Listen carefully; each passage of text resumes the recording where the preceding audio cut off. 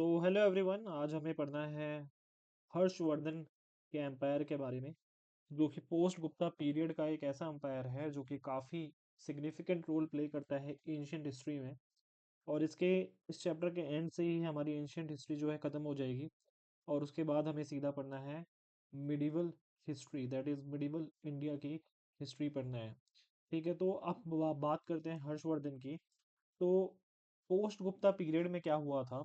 Post post Gupta period यानी जब Gupta period decline होने लगा था, तो होता क्या है कि पॉलिटिकल एक डिसऑर्डर हो जाता है। क्या हो जाता है? पॉलिटिकल डिसऑर्डर हो जाता है और डिसयूनिटी हो जाती है नॉर्थ इंडिया में। मतलब होता क्या है, छोटे छोटे बहुत सारी प्रिंसिपैलिटीज, छोटे छोटे ऐसे किंगडम निकल के आते हैं जो कि अपने आप को इंडिपेंडेंट घोषित कर देते हैं। ठीक है, छोटे छोटे किंगडम आते हैं जो कि अपने आप को इंडिपेंडेंट घोषित कर देते हैं और अपना रूल बना लेते हैं। लेकिन एज सच कोई बड़ा किंगडम नहीं बन पाता, एज सच कोई बड़ा एम्पायर नहीं क्रिएट हो पाता up till 7th century AD, up till 7th century AD तक। क्योंकि 7th सेंचुरी एडी में हर्षवर्धन जो है, ठीक है, ये एक रूलर था जिसने आगे पूरा एक अपना रूल इस्टेब्लिश करा। ठीक है, एक काफी बड़ा इन्होंने एक लार्ज किंगडम अपना बनाया। तो इनका मैप जो है, ये इनका एक पोर्ट्रेट बना रखा है, इंटरनेट पे अवेलेबल है, तो हमने वहीं से अटैच करा हुआ है। तो ये जो आपने देखा, ये जो एम्पायर ऑफ हर्षवर्धन है पूरा का पूरा, ये यहाँ से लेकर यहाँ तक। ठीक है, वेस्टर्न इंडिया भी है, देखो सेंट्रल इंडिया का पार्ट है, फिर ईस्टर्न इंडिया का भी कुछ पार्ट है। ये सारा का सारा हर्षवर्धन के एम्पायर में इंक्लूडेड था। तो काफ़ी बड़ा एम्पायर बनाया दोबारा से। तो मैंने बताया कि जब गुप्ता पीरियड एंड होता है, तो छोटे छोटे जो उनके अंडर जो वसल्स थे, ठीक है, उनके अंडर जो छोटे छोटे जो प्रोविंसेस थे, उनके जो गवर्नर्स थे, उन्होंने अपने आप को क्या कर लिया था, इंडिपेंडेंट अपने आप को घोषित कर लिया था। तो ऑफ कोर्स वही होता है, जब एक रूल डिक्लाइन करता है तो क्या होता है कि जो भाई हर कोई अपने आप को इंडिपेंडेंट घोषित करने की कोशिश करता है ताकि भाई फुल कंट्रोल रखे। लेकिन आगे जाके एक यूनिटी क्रिएट करता है हर्षवर्धन अपने रूल को स्थापित करके 7th सेंचुरी एडी में। सो हम पढ़ रहे हैं the rule of Harshvardhan.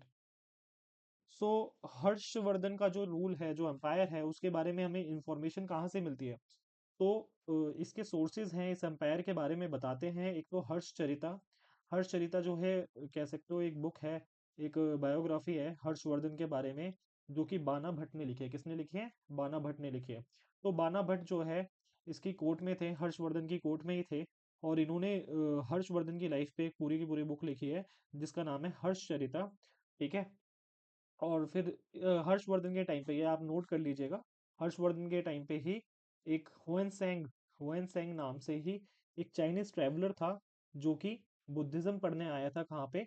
India में बुद्धिज्म पढ़ने आता है, तो वो हर्षवर्धन की कोर्ट में रुका था। कौन? हुएन सेंग। और काफी ज्यादा इसको डोनेशन दी थी हर्षवर्धन ने, काफी ज्यादा गिफ्ट्स एंड ज्वेलरीज दी थी हर्षवर्धन ने।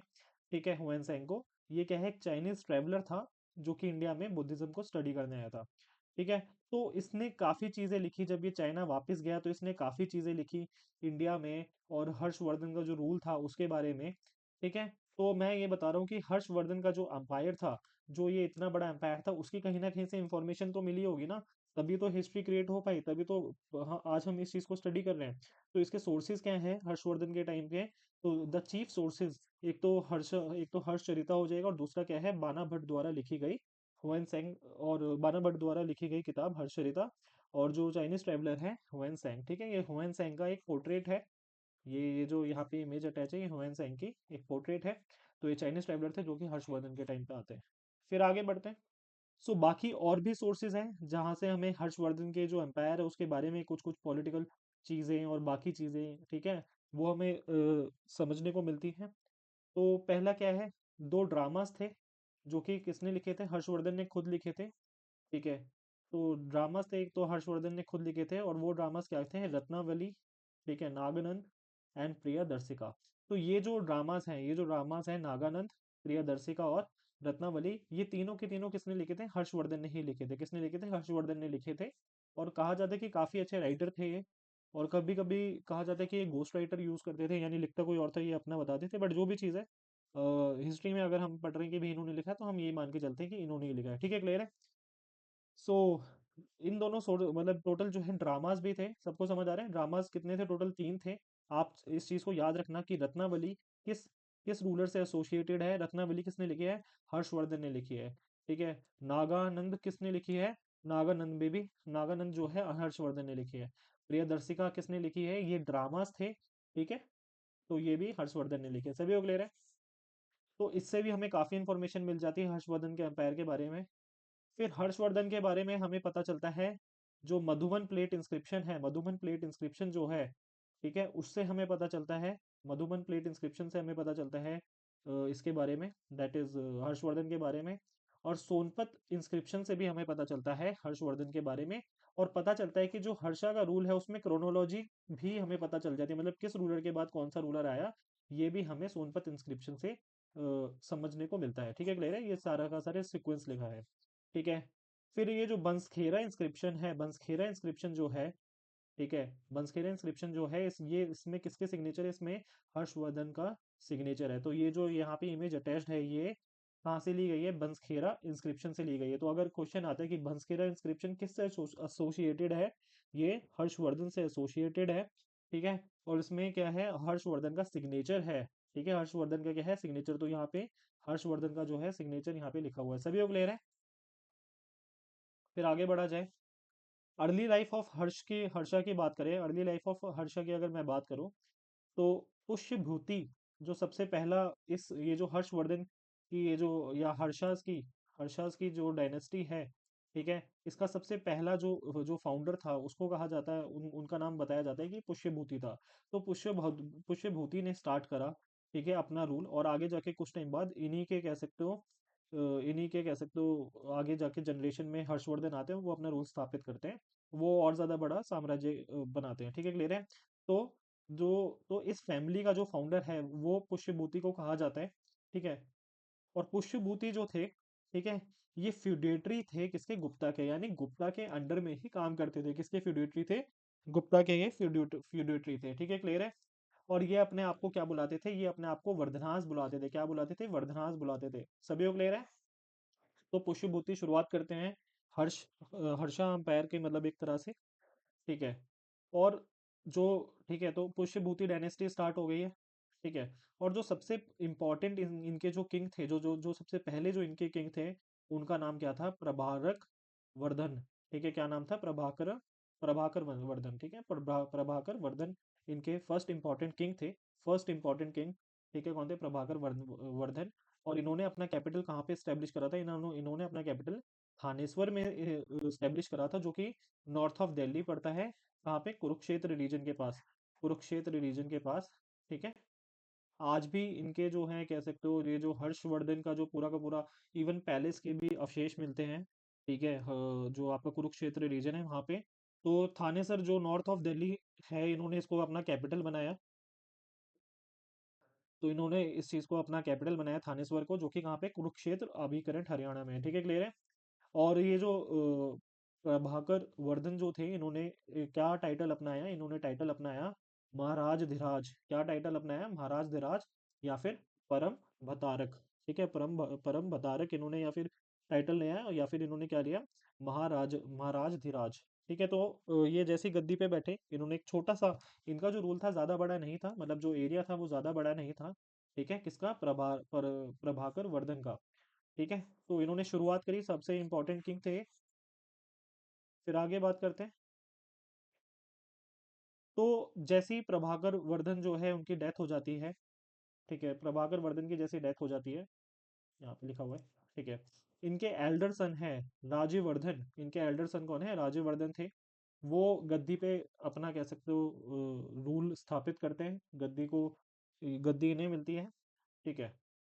लेकिन काफी ज्यादा कठिनाई थी इनकी लाइफ में स्टार्टिंग से ही, ठीक है। जो इनको एक्सेशन करने में भी, यानी जो अपना रूल स्थापित करने में भी काफी ज्यादा मुश्किल हुआ, ठीक है। इनकी जो सिस्टर थी राजश्री, इनकी जो सिस्टर थी राजश्री, ठीक है, इनकी शादी हुई थी। राजश्री की शादी किससे हो रखी थी? मोखारी, एक रूलर थे, मोखारी के रूलर थे, जिनका नाम था गृहवर्मन। क्या नाम था? गृहवर्मन, ठीक है। तो जो रूलर थे मालवा के, देवगुप्त, ठीक है। और इन्होंने शशंक रूलर के साथ, ठीक है, जो कि बंगाल के थे, उन्होंने क्या करा? गृहवर्मन को मार दिया। किसको मार दिया? गृहवर्मन को मार दिया। और ये न्यूज़ सुनते ही जो राजेवर्धन थे, ये पूरी की पूरी मार्च करके गए कहाँ पे, मालवा को। इन्होंने मालवा के जो किंग थे उसको कह सकते हो इन्होंने हराया, और पूरी की पूरी आर्मी को इन्होंने मतलब पूरी की पूरी आर्मी को भी हरा दिया। ठीक है, क्लियर है। सो ये काफ़ी डिफिकल्ट भरी लाइफ थी, मतलब स्टार्टिंग से ही जब इन्होंने कह सकते हो अपना अपने गद्दी को अपनाया, जैसे ही इन्हें गद्दी मिलती है, ठीक है, ये जो छोटा सा रूल इन्होंने स्थापित करा था, जो प्रभारक वर्धन थे, ठीक है, तो स्टार्टिंग से इनकी कठिनाई हो रही थी लाइफ में।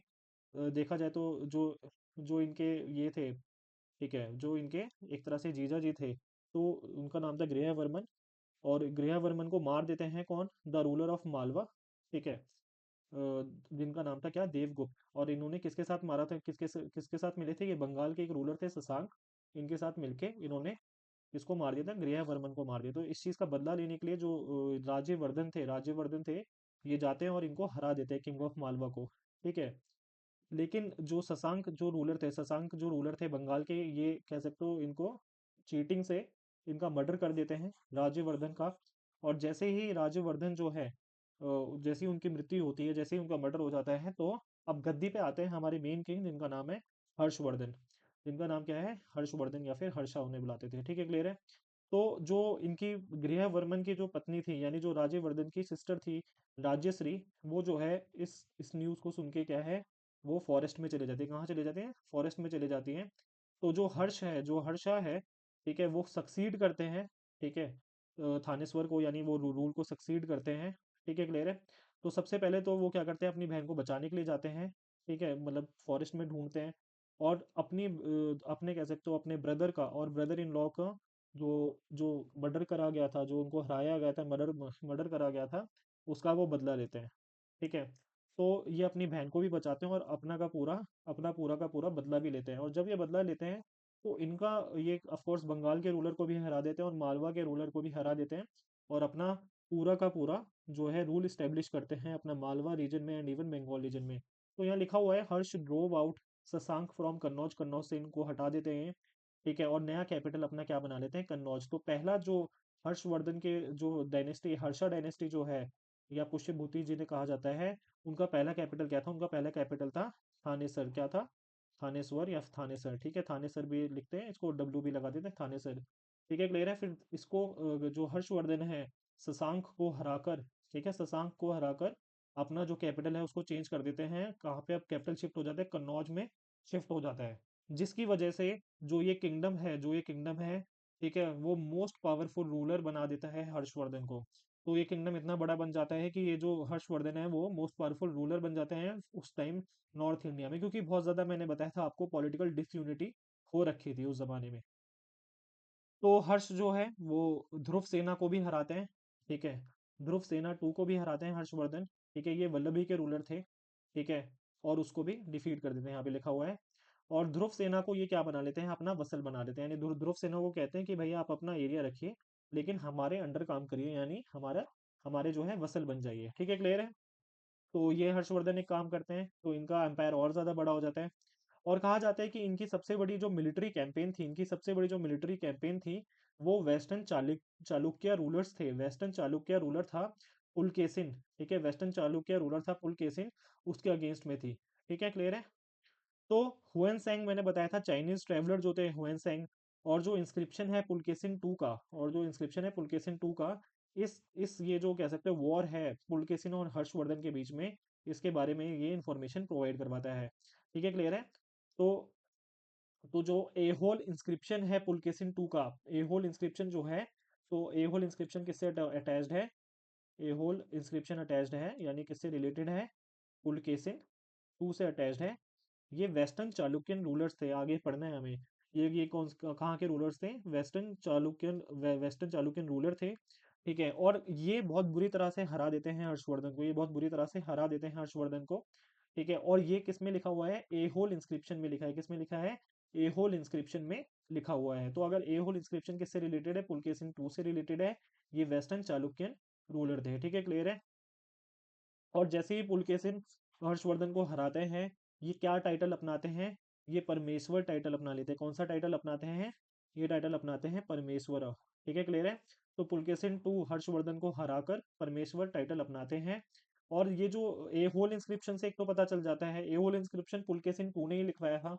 और साथ में अब हो सकता है ना पुलकेशिन टू झूठ बोल रहा हो, उसने जो झूठा इंस्क्रिप्शन बनाया हो, लेकिन जो हुएन सैंग था, जो चाइनीज ट्रैवलर था, उसने भी बताया था कि जो पुलकेशिन टू है वो जीत जाता है हर्षवर्धन के अगेंस्ट। ठीक है, तो ये काफी इंपॉर्टेंट कह सकते हो एक वॉर थी। तो हर्ष जो है सिंध के रूलर के अगेंस्ट जाता है। ठीक है, तो पुलकेशिन टू से तो हार जाता है, लेकिन सिंध के रूलर के अगेंस्ट भी जाता है, जो कि सिंध उस टाइम एक इंडिपेंडेंट किंगडम था।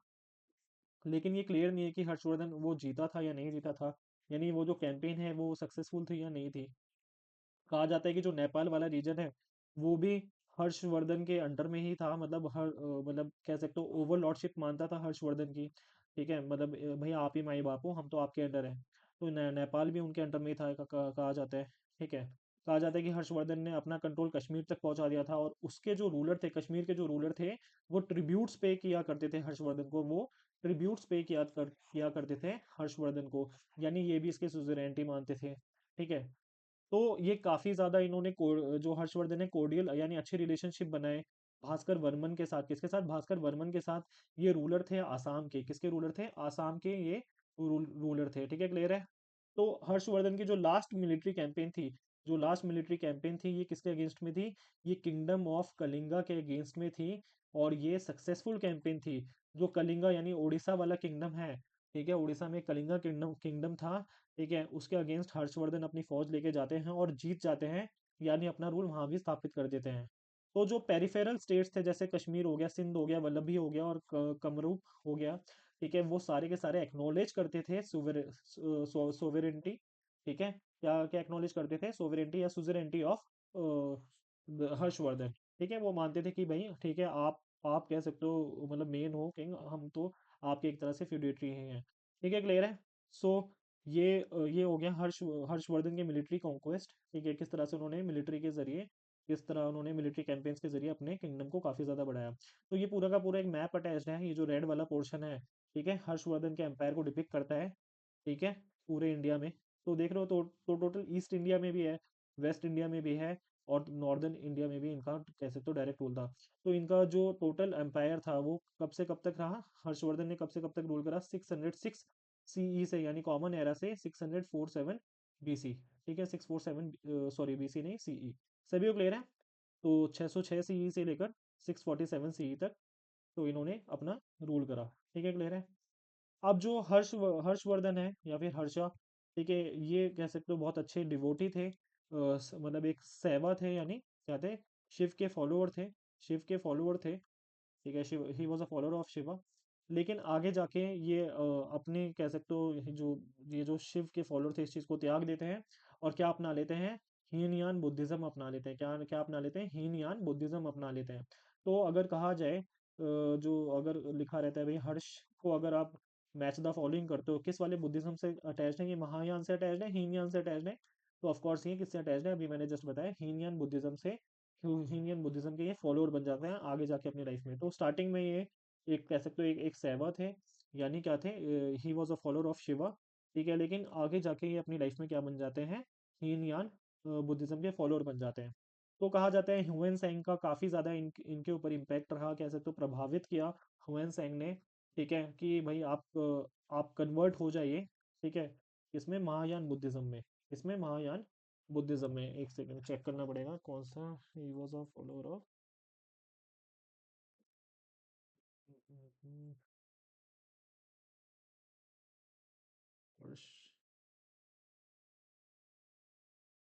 हर्षवर्धन, फॉलोअर विच रिलीजन? सॉरी, तो हाँ, इस चीज को करेक्ट कर लीजिएगा, ये कह सकते हो महायान बुद्धिज्म के फॉलोअर थे। किसके फॉलोअर थे? महायान बुद्धिज्म के फॉलोअर थे, हीनयान बुद्धिज्म के फॉलोअर नहीं थे ये। ठीक है, किसके फॉलोअर थे? महायान बुद्धिज्म के फॉलोअर थे। ठीक है, और महायान बुद्धिज्म को फॉलो करते ही इन्होंने यूज ऑफ एनिमल फूड को, ठीक है, अपने किंगडम में बिल्कुल प्रोहिबिट कर दिया, बैन कर दिया था। ठीक है, क्लियर है? और इन्होंने क्या करता उनको उनको पनिश किया करते थे उन लोगों को जो कि कह सकते हो जानवरों को मारा करते थे। ठीक है, तो जानवरों को या किसी भी जीवित प्राणी को अगर कोई मारता था तो उनको काफी ज्यादा हार्श पनिशमेंट दी जाती थी हर्षवर्धन के किंगडम में। ठीक है, क्लियर है? सो आई होप सबको समझ आ रहा होगा, तो इस चीज को करेक्ट कर लीजिएगा, ये थोड़ा सा गलत लिखा हुआ है।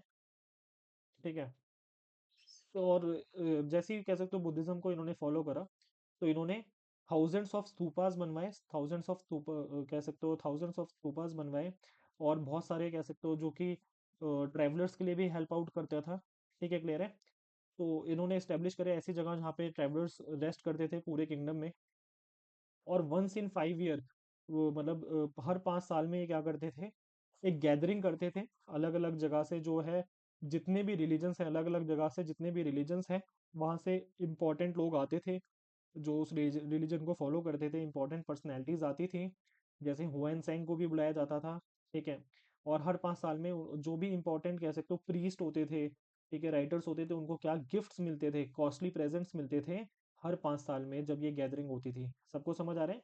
तो ये हर 5 ईयर्स में क्या एक गैदरिंग करवाते थे, और कहा जाता है कि इतनी ज़्यादा ये डोनेशन होती थी हर 5 साल में, इतना ज़्यादा कि जो पूरा का पूरा जो इनका खजाना था, जो शाही खजाना होता है, वो लगभग खत्म कर दिया था हर्षवर्धन ने, ये जो इन्होंने सिस्टम बनाया हुआ था।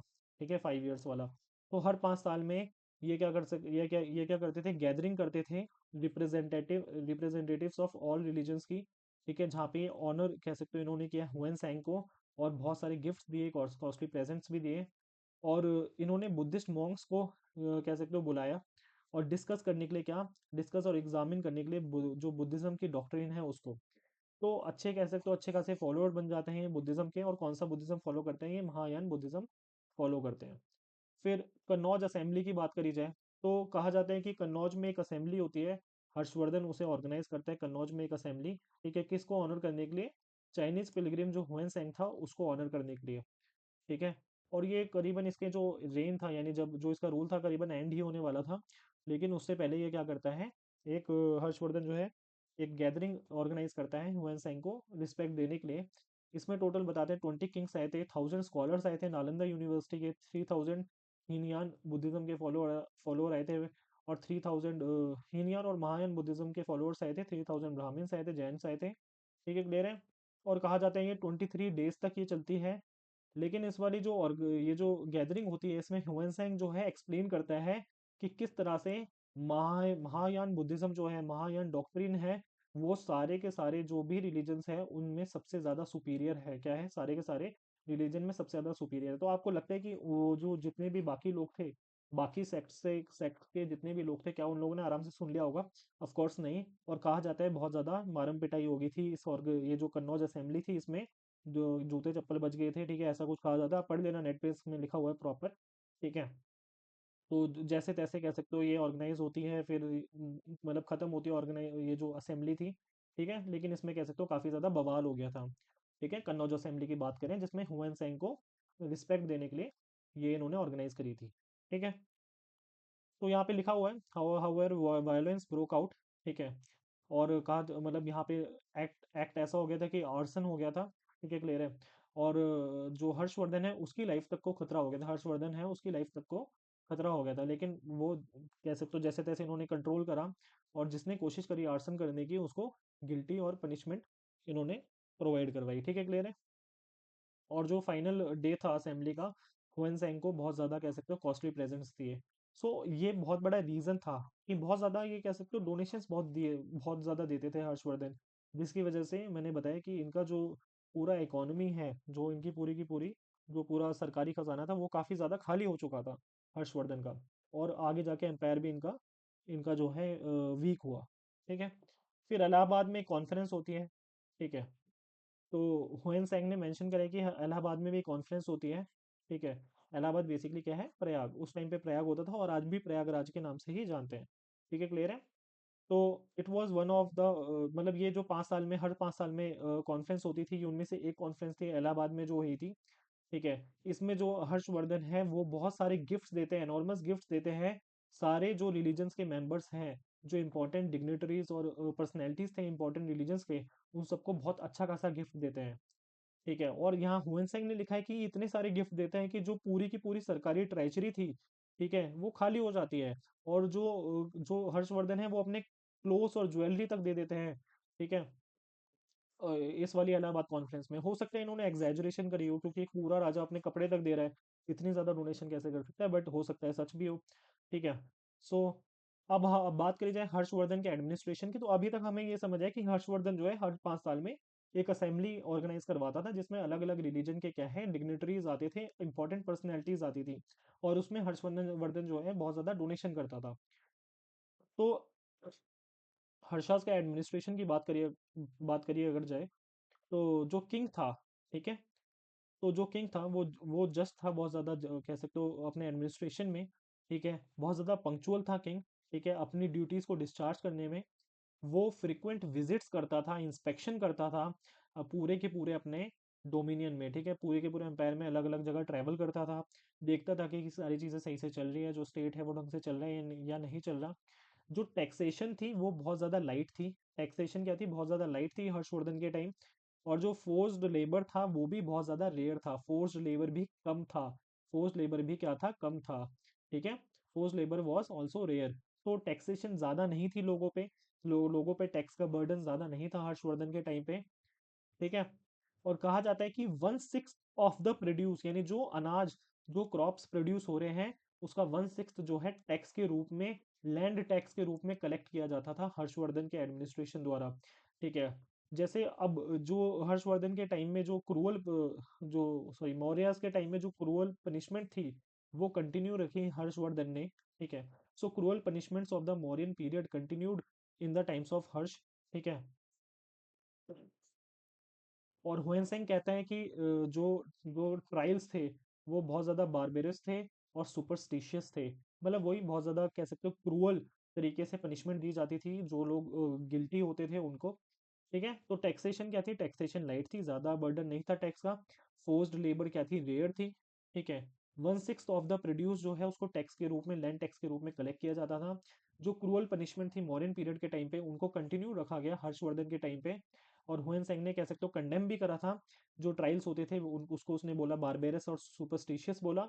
हर्षवर्धन की जो आर्मी थी, ठीक है, उसमें टोटल 4 डिविजन्स थी, हर्षवर्धन की जो आर्मी थी उसमें टोटल कितनी थी, 4 डिवीजन थी। पहली डिवीजन जो थी वो थी फुट सोल्जर्स की, दूसरी डिवीजन थी जिसमें हॉर्सेस होते थे, तीसरी डिवीजन थी जिसमें चैरियट्स होते थे, और चौथी डिवीजन जो थी, आर्मी की हम डिवीजन बता रहे हैं हर्षवर्धन के टाइम पे, उसमें एलिफेंट्स होते थे स्पेशली, ठीक है, क्लियर है। तो इस तरह से इनकी आर्मी बनी हुई थी, डिवाइड हो रखी थी, डिवीजन हो रखी थी आर्मी की। आई होप सबको समझ आ रहा होगा। तो हर्षवर्धन का एडमिनिस्ट्रेशन पढ़ रहे हैं हम। तो जो मेंटेनेंस ऑफ पब्लिक रिकॉर्ड जो है वो बहुत इंपॉर्टेंट फीचर है हर्षा यानी हर्षवर्धन के एडमिनिस्ट्रेशन का। यानी जो पब्लिक रिकॉर्ड्स हैं, यानी सारी चीज़, कैलकुलेशंस, कितना टैक्स आ रहा है, सारा हिसाब किताब, क्या क्या चीज़ें हैं, वो जो भी कह सकते हो डॉक्यूमेंटेशन थी, वो बहुत ज़्यादा अच्छे तरीके से की जाती थी, बहुत ज़्यादा डिटेल्ड मैनर में करी जाती थी हर्षवर्धन के टाइम पे। सो मेंटेनेंस ऑफ पब्लिक रिकॉर्ड जो है वो सेलिएंट फीचर था हर्षास एडमिनिस्ट्रेशन का, ठीक है। और आर्काइव ऑफ हर्षा के पीरियड में क्या बुलाया जाता था आर्काइव को, नीलो पिटू। इसको क्या बुलाया जाता था, नीलो पिटू बुलाया जाता था, किसको, आर्काइव को। तो जो रिकॉर्ड्स और डॉक्यूमेंटेशन जो होती थी उसको क्या बुलाया जाता था, यानी आर्काइव को क्या बुलाया जाता था, नीलो पिटू, ठीक है। और नीलो पिटू एक स्पेशल कह सकते हो ऑफिसर था जो इस चीज को, नीलो पिटू को यानी आर्काइव्स को मैनेज करता था। और उस जमाने में जितने भी बुरे और अच्छे इवेंट्स होते थे वो सारे के सारे रिकॉर्ड करे जाते थे, यानी सारे के सारे लिखित रूप में कह सकते हो कन्वर्ट किए जाते थे कि भाई आज क्या हुआ। फॉर एग्जांपल कोई इंपॉर्टेंट डे है, जैसे फॉर एग्जांपल असेंबली होती है, जैसे कन्नौज असेंबली थी या प्रयाग असेंबली थी, उसमें क्या क्या इवेंट्स हुआ, ठीक है, वो डोनेशन हुई या फिर वायलेंस ब्रेकआउट हो गया, वो सारी चीज डॉक्यूमेंट करी जाती थी। तो इसमें इस वाली जो स्लाइड है इसमें इंपॉर्टेंट वर्ड जो है वो है नीलो पेटू, ठीक है। और इसका मतलब क्या है, archive in the period of Harsha, ठीक है, क्लियर है। सो सोसाइटी और इकोनॉमी की अगर मैं बात करूंगा हर्षवर्धन के टाइम की, तो जो बाना भट्ट और हुएनसेंग, ठीक है, दोनों दोनों ने बताया है किसके बारे में, सोशल लाइफ के बारे में बताया है हर्षवर्धन के टाइम पे, कि सोसाइटी कैसी थी, लोगों की, जो नॉर्मल आम लोग थे उनकी जिंदगी कैसे थी। तो कहा जाता है कि जो सोसाइटी थी उसको प्रॉपर 4 डिवीजन, जैसे कि पहले थी वर्णा सोसाइटी, सेम उसी में डिवाइड करा हुआ था। सबसे टॉप पे ब्राह्मण्स थे, फिर क्षत्रिय आते हैं, फिर वैश्य एंड शूद्र, ठीक है, सेम वैसे की वैसी 4 फोल्ड डिवीजन हो रखा था सोसाइटी का। और जो ब्राह्मण्स थे वो पहले की तरह प्रिविलेज सेक्शन में आते थे सोसाइटी के, और उनको लैंड ग्रांट्स दिए जाते थे, लैंड डोनेशंस दी जाती थी किंग द्वारा। ठीक है, क्लियर है? मैंने बताया था आपको सातवाहनास थे ऐसे पहली एक डायनेस्टी सातवाहनास थे जिन्होंने लैंड डोनेशन स्टार्ट करी थी ब्राह्मण्स को देना। ठीक है, क्लियर है? फिर क्षत्रिय जो है रूलिंग क्लास थी और वैश्य जो थे मेनली ट्रेडर्स थे। हुएनसेंग कहता है कि जो शूद्रास थे वो प्रैक्टिस करते थे एग्रीकल्चर। शूद्रास जो है वो क्या प्रैक्टिस करते थे? एग्रीकल्चर प्रैक्टिस करते थे। तो सेवन, एक सेकंड रुकिए। तो जो हुएनसेंग थे, ठीक है, हुएनसेंग जो है मेंशन करता है कि शूद्रा जो है प्रैक्टिस करते थे क्या? एग्रीकल्चर। तो 7th सेंचुरी जो था, इससे थोड़ा सा ये आइडिया होता है कि जो एग्रीकल्चर है वो शूद्रास भी प्रैक्टिस करना उन्होंने स्टार्ट कर दिया था। ठीक है, ठीक है, क्लियर है? और बहुत सारी सब कास्ट इस जमाने में बहुत सारी सब कास्ट होती हैं हर्षवर्धन के टाइम पे। और जो पोजीशन ऑफ वुमेन है वो कुछ खास नहीं थी। पोजीशन ऑफ वुमेन क्या अच्छी थी उस जमाने में? ऐसा कुछ नहीं है, पोजीशन वुमेन कुछ भी खास नहीं थी। और जो इंस्टीट्यूशन ऑफ स्वयंवर था, स्वयंवर भी जो है बहुत ज्यादा कम होने लग गए थे। स्वयंवर भी जो है बहुत ज्यादा कम होने लगे थे। और स्वयंवर का मतलब क्या होता है? जहाँ पे जो औरत है या फिर जो लड़की है वो अपना पति खुद चूज करती है स्वयंवर में। तो जो ये वाली कह सकते हो जो ये वाली प्रैक्टिस होती थी स्वयंवर की, ये भी डिक्लाइन हो गई थी। यानी लड़कियों को वो इजाजत नहीं थी कि वो अपना मनपसंद लड़का चूज करे शादी करने के लिए। ठीक है, क्लियर है? तो पोजीशन ऑफ वुमेन जो है सेटिस्फैक्टरी नहीं थी। जो विधवा औरतें थी उनको दोबारा शादी यानी री मैरिज अलाउड नहीं थी। ठीक है, खासकर उन उन विधवा औरतों की जो हायर कास्ट से बिलोंग करती थी। और जो दहेज देने की प्रथा थी वो बहुत ज़्यादा कॉमन हो जाती है, दहेज देने की प्रथा। जो प्रैक्टिस ऑफ सती थी यानी जो सती वाली प्रैक्टिस थी वो भी प्रेवेलेंट होती है इसमें हर्षवर्धन के टाइम पे। ठीक है, क्लियर है? हुएनसेंग कहता है कि जो मर जाता है इंसान उसकी बॉडी को डिस्पोज करने के 3 तरीके थे। एक तो क्रीमेशन, ठीक है, एक तो क्रीमेट कर दिया जाए बॉडी को। दूसरा वाटर में कह सकते हो बरियल हो। तीसरा क्या है? Exposure in the woods. ठीक है, सीधा वुड्स पे छोड़ दिया डेड बॉडी को। तो ये 3 तरीके से डिस्पोज किया जाता था डेड बॉडी को। ये कौन मेंशन करता है? ये हुएनसेंग बताता है। ठीक है, क्लियर है? तो अगर मैं बात करूं जो पोजीशन ऑफ वुमेन है हर्षवर्धन की सोसाइटी में, हर्षवर्धन के पास हर्षवर्धन जब एग्जिस्ट करता था उसकी सोसाइटी में क्या था? पोजीशन ऑफ वुमेन सेटिस्फैक्टरी नहीं थी। यानी डिक्लाइन कर जाती है वुमेन की पोजीशन क्योंकि सती हो रहा था। री मैरिज ऑफ वुमेन जो था वो अलाउड नहीं था। डाउरी यानी दहेज प्रथा थी, ठीक है, बहुत ज़्यादा कॉमन हो चुकी थी उस ज़माने में। और जिसकी वजह से क्या है? पोजीशन ऑफ वुमेन जो है काफ़ी ज़्यादा लो हो जाती है ड्यूरिंग हर्षवर्धन टाइम। ठीक है, अब सोसाइटी की और इकोनॉमी की हम बात कर, मतलब सोसाइटी की तो बात करिए ना, साथ में इकोनॉमी की बात करते हैं। ट्रेड और कॉमर्स जो है डिक्लाइन कर जाता है हर्षवर्धन के टाइम पे। ट्रेड और कॉमर्स जो है डिक्लाइन कर जाता है हर्षवर्धन के टाइम पे। ठीक है, और ये किससे पता चलता है? ये हमें पता चलता है कि ट्रेड सेंटर जो है बहुत ज़्यादा कम हो जाते हैं। ठीक है, जो ट्रेड सेंटर्स थे जो इंपॉर्टेंट टाउन्स थे वो कह सकते हो छोटे होने लग जाते हैं या फिर उनमें इतना ज़्यादा अच्छा ट्रेड नहीं हो रहा था। ठीक है, ये लेस नंबर ऑफ कॉइन्स मिलते हैं। ठीक है, अब जो कॉइन्स मिल रहे हैं तो यानी ट्रांजेक्शन्स कम हो रहा है, ट्रांजेक्शन्स कम हो रहे हैं तो इकोनॉमी डिक्लाइन कर रही है। तो स्लो एक्टिविटीज देखी जाती है मर्चेंट गिल्ड्स की।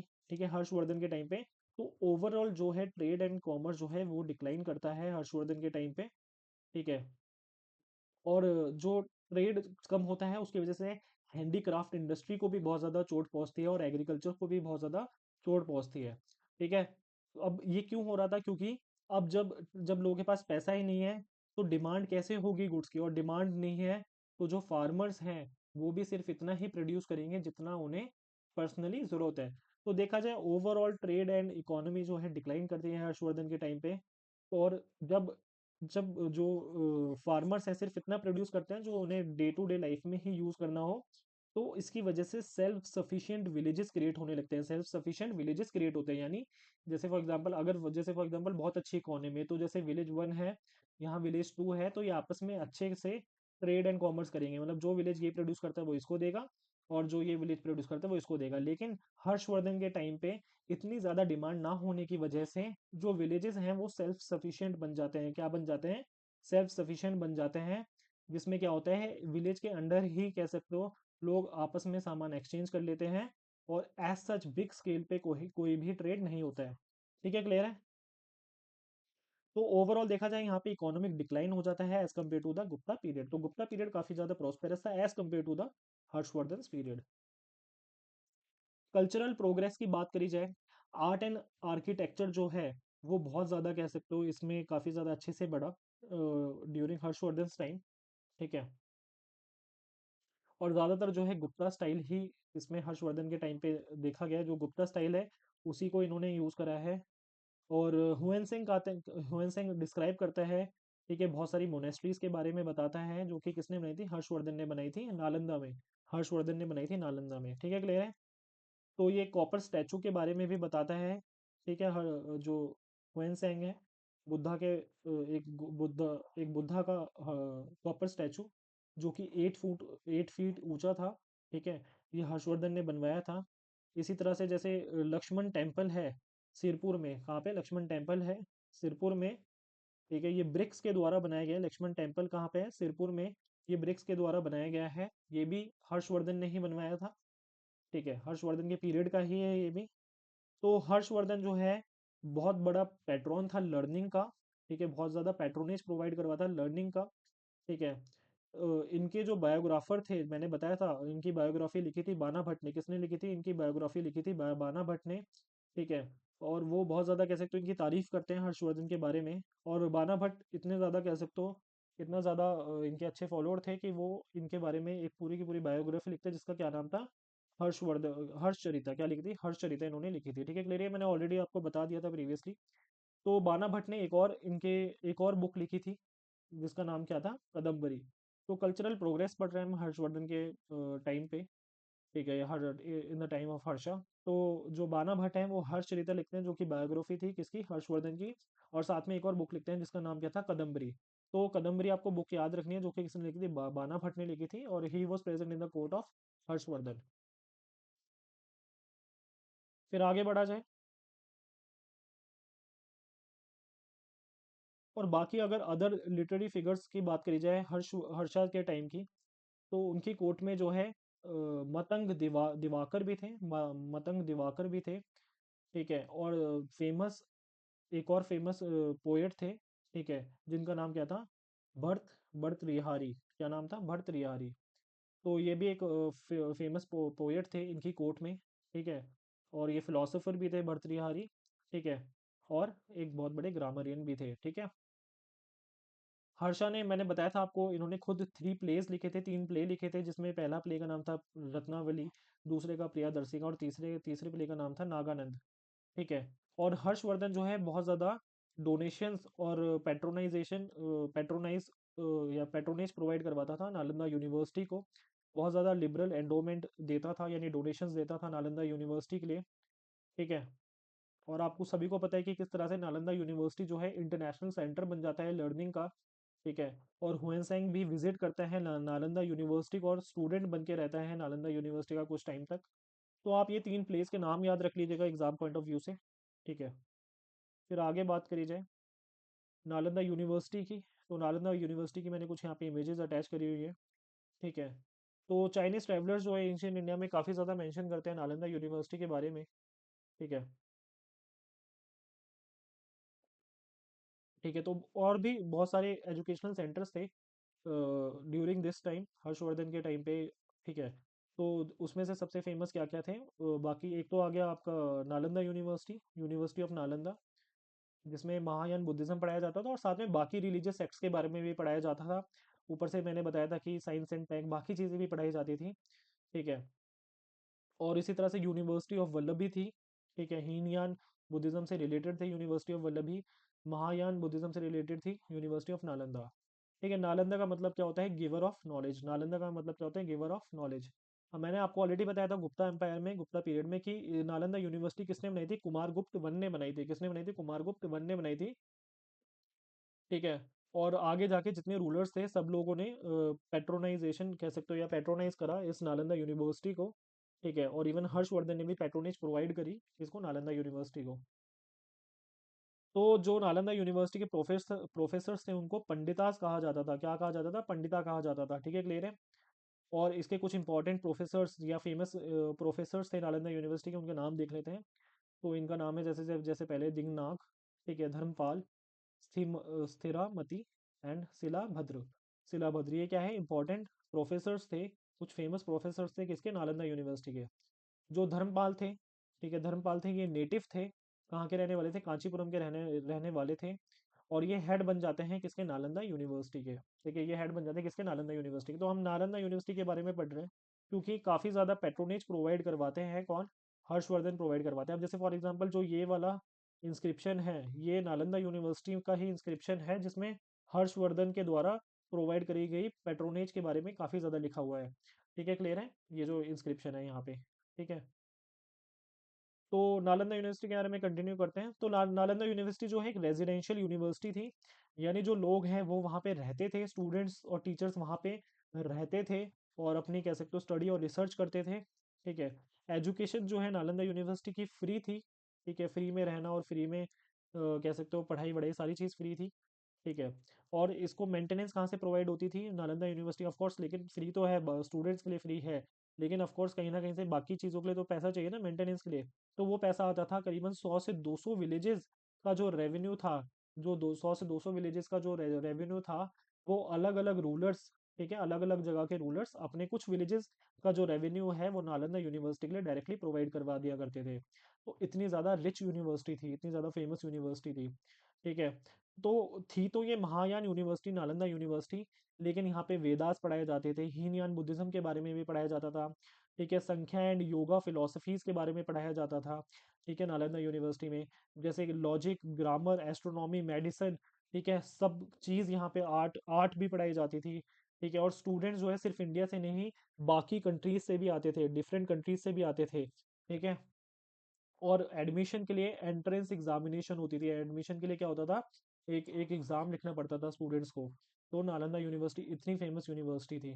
ठीक है, सो एंट्रेंस एग्जाम कहा जाता है कि इतना ज़्यादा डिफिकल्ट था कि सिर्फ 30% कैंडिडेट जो है सक्सेसफुल होते थे उस एंट्रेंस एग्जामिनेशन में।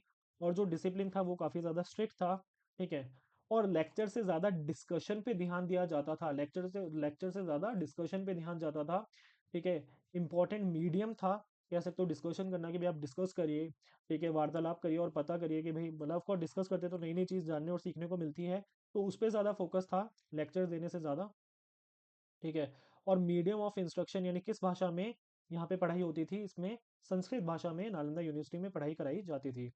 ठीक है, इसमें बहुत सारे क्लासरूम्स थे, हॉस्टल्स थे अटैच्ड। ठीक है, क्लासरूम्स के साथ या फिर उसी यूनिवर्सिटी में ही हॉस्टल्स थे। ठीक है, एक इत्सिंग एक चाइनीज पिलग्रिम थे। ठीक है, इत्सिंग क्या है, एक चाइनीज पिलग्रिम थे। इन्होंने लिखा है कि 3000 स्टूडेंट्स जो थे वहाँ पढ़ा करते थे एक टाइम पर नालंदा यूनिवर्सिटी में। ठीक है, तो एक बहुत बड़ी ऑब्जर्वेटरी भी थी नालंदा यूनिवर्सिटी में और एक बहुत बड़ी लाइब्रेरी भी थी। ठीक है, नालंदा यूनिवर्सिटी में। तो इसको बहुत ज़्यादा पेट्रोनेज प्रोवाइड करी किसने, हर्षवर्धन ने। और हर्षवर्धन के जो रूल था, इतना ही हमें सिर्फ पढ़ना है हर्षवर्धन के रूल के बारे में। आगे हमें स्टार्ट करना है मिडिवल इंडिया। ये लेक्चर यहीं पे हम खत्म कर रहे हैं। मिडिवल इंडिया से पहले हम लोग आपको मॉडर्न इंडिया पढ़ाएंगे क्योंकि काफ़ी ज़्यादा इंपॉर्टेंट जो है वो मॉडर्न इंडिया है सिलेबस पॉइंट ऑफ व्यू से। ठीक है, आपके सारे एग्जाम्स में चाहे वो एसएससी की जीएस हो, चाहे यूपीएससी का आपका एग्ज़ाम हो, यूपीएससी सीएससी, तो उसमें जो है जो ज़्यादा इंपॉर्टेंट है वो आपका क्या है, मॉडर्न इंडिया है। तो और अभी टाइम भी नहीं है हमारे एग्ज़ाम्स के लिए, जब अभी हम लेक्चर ले रहे हैं मार्च में। तो हम जो है पहले मॉडर्न इंडिया करवाएंगे आप लोगों को। ठीक है, ठीक है, मॉडर्न इंडिया करवाएंगे और मॉडर्न इंडिया के बाद हम मिडिवल इंडिया पे जाएंगे। और side by side, modern India के साइड बाय साइड हम आपको पॉलिटी भी पढ़ाएंगे। ठीक है, पॉलिटी हम कर ही रहे हैं, लास्ट लेक्चर में हमने प्रेम्बल के बारे में पढ़ा था। आई होप सबको समझ आ रहा हो। ठीक है, ज़्यादा डिफिकल्ट नहीं है। जिस तरह से इजी लेक्चर्स आपके लिए बनाए जा रहे हैं, नोट्स आप इनके स्क्रीनशॉट ले सकते हैं। बाकी हमारी वेबसाइट पे जा सकते हैं www.sankhyathalibrary.com। ठीक है, till then bye bye and take care, thank you for watching the lecture. अगर कुछ भी फीडबैक है तो आप फीडबैक हमारे कमेंट सेक्शन में कमेंट कर सकते हैं। बाकी मिलते हैं नेक्स्ट वीडियो में।